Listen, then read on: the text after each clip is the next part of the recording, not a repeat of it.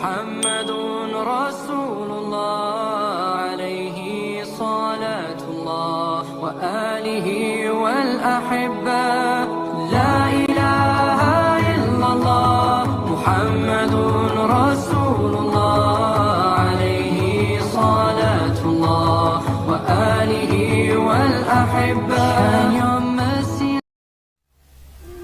Assalamualaikum warahmatullahi wabarakatuh. Alhamdulillahi rabbil alamin, wassalatu wassalamu ala asrafil anbiya'i wal mursalin wa ala alihi wa sahbihi ajma'in. Inilah asal mula air Zam-Zam dari kisah Nabi Ismail dan ibunya Hajar. Nabi Ibrahim alaihissalam ingin sekali memiliki keturunan yang soleh, yang beribadah kepada Allah Ta'ala dan membantu urusannya. Istrinya yang bernama Sarah mengetahui apa yang diharapkan suaminya, sedangkan dirinya itu mandul. Maka Sarah memberikan budaknya yang bernama Hajar kepada Nabi Ibrahim agar suaminya memiliki anak darinya. Selanjutnya, Hajar pun hamil dan melahirkan anak yang bernama Ismail yang akan menjadi seorang nabi. Setelah beberapa waktu dari kelahiran Nabi Ismail, Allah Ta'ala memerintahkan Ibrahim pergi membawa Hajar dan Ismail ke Mekah. Maka Nabi Ibrahim memenuhi perintah itu dan ia pun pergi membawa keduanya ke Mekah di dekat tempat yang nantinya akan dibangunkan Ka'bah. Tidak lama setelah sampai di sana, Nabi Ibrahim meninggalkan Hajar dan Ismail di tempat tersebut dan ingin kembali ke negeri Syam. Ketika Hajar melihat Nabi Ibrahim pulang, maka Hajar segera mengejarnya dan memegang bajunya sambil berkata, "Wahai Ibrahim, kamu mau kemana? Apakah kamu tega meninggalkan kami di lembah yang tidak ada seorang manusia dan tidak ada sesuatu apapun di sini?" Hajar pun terus saja mengulang-ulang pertanyaannya berkali-kali hingga akhirnya Ibrahim tidak menoleh lagi kepadanya. Akhirnya Hajar bertanya, "Apakah Allah yang memerintahkan kamu atas semua ini?" Ibrahim menjawab, "Ya." Hajar berkata, "Kalau begitu Allah tidak akan menelantarkan kami." Kemudian Hajar kembali dan Ibrahim melanjutkan perjalanannya sampai pada sebuah bukit. Ibrahim menghadap ke arah Ka'bah lalu berdoa untuk mereka dengan mengangkat kedua tangannya. Dalam doanya ia berkata, "Rabbana inni askantu min dzurriyyati biwadin ghairi dzi zar'in 'inda baitikal muharram." Ya Rabb kami, sesungguhnya aku telah menempatkan sebagian keturunanku di lembah yang tidak mempunyai tanam-tanaman di dekat rumah Engkau yang dihormati. Rabbana liyuqimus salata faj'al af'idatan minan nasi ta'wi ilaihim warzuqhum minas thamarati la'allahum yashkurun. Ya Rabb kami, agar mereka mendirikan salat, maka jadikanlah hati sebagian manusia cenderung kepada mereka dan beri rezekilah mereka dari buah-buahan. Mudah-mudahan mereka bersyukur. Kemudian Hajar mulai menyusui Ismail dan minum dari air persediaannya, hingga ketika air yang ada pada wadah kulitnya habis, ia menjadi haus. Begitu juga anaknya. Lalu ia memandang kepada Ismail sang bayi yang sedang meronta-ronta. Kemudian Hajar pergi meninggalkan Ismail dan tidak kuat melihat keadaannya.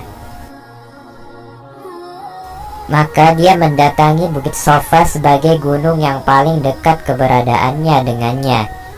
Dia berdiri di sana lalu menghadap ke arah lembah dengan harapan dapat melihat orang di sana, namun dia tidak melihat seorang pun.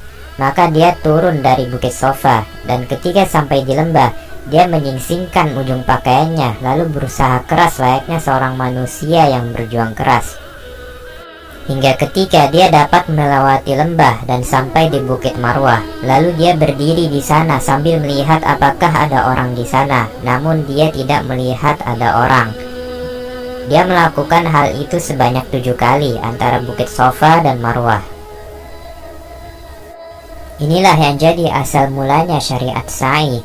Ibnu Abbas radhiyallahu anhu mengatakan, "Falidzalika sa'an nasu bainahum." Dari sinilah orang-orang yang melakukan sa'i antara keduanya. Saat dia berada di puncak Marwah, dia mendengar ada suara, lalu dia berkata dalam hatinya, "Diamlah." Yang Hajar maksud di sini adalah dirinya sendiri. Kemudian dia berusaha mendengarkan suara itu lagi. Kemudian dia dapat mendengar suara itu lagi. Maka dia berkata, "Engkau telah memperdengarkan suaramu jika engkau bermaksud memberikan bantuan." Ternyata suara itu adalah suara malaikat yang berada di dekat air Zam-Zam. Lantas malaikat tersebut mengais air dengan tumitnya atau sayapnya hingga air tersebut keluar memancar.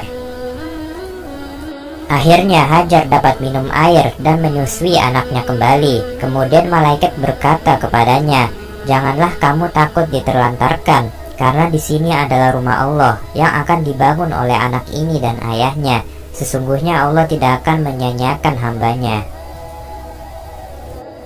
Hajar terus melalui hidup seperti itu hingga kemudian lewat serombongan orang dari suku Jurhum atau keluarga Jurhum yang datang dari jalur Bukit Kada lalu singgah di bagian bawah Makkah. Kemudian mereka melihat ada seekor burung yang sedang terbang berputar. Mereka berkata, "Burung ini pasti berputar karena mengelilingi air.